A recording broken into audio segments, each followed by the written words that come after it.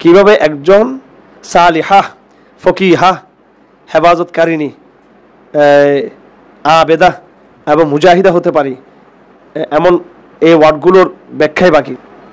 সালিহা মানি সৎ নেককার, যে আমল করে, হাফিফা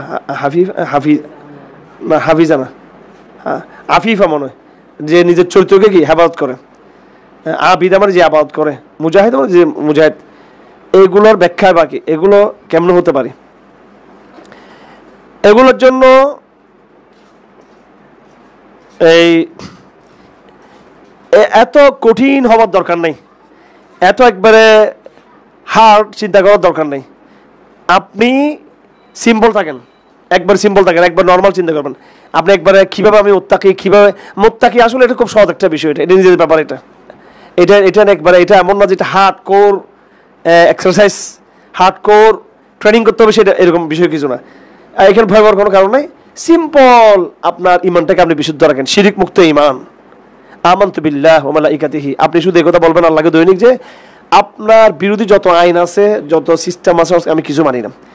5 ওয়াক্ত সালাত যথাসময়ে আপনি পড়বেন, একদম যথাসময়ে 5 ওয়াক্ত সালাত ইহতিমামের সাথে। উজুটা করবেন একেবারে খুব লম্বা সময় দিয়ে উজুটা করবেন, মিসওয়াকটা করবেন, আমল করবেন। মুখের মধ্যে সবসময় জিকিরটা চালু রাখবেন, হারাম থেকে বাঁচার চেষ্টা করবেন। সিম্পল ফরজ ইবাদতগুলো করা, হারামগুলো থেকে বাঁচার জন্য একটু চেষ্টা করা। আলহামদুলিল্লাহ,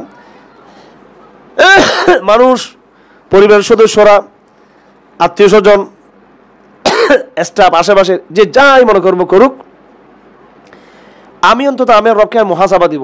এটা কেউ জানুক বা না জানুক, মানুষ আমাকে যত খারাপ মনে করুক, কিন্তু আমি আমার রবকে আমি কি করি, আমার হিসাব দিই, আয় আল্লাহ আমার আজকে ভুলটা হয়ে গেছে, আমি ক্ষমা চাই, আমি আবার প্রতিজ্ঞা করি আমি ভালো কাজ করব। সিম্পল জিনিসগুলো, 5 ওয়াক্ত সালাতকে ঠিক মতো আদায় করার চেষ্টা করা, কোরআন শিফটটা পড়া, একটু কোরআন তেলাওয়াত করলে।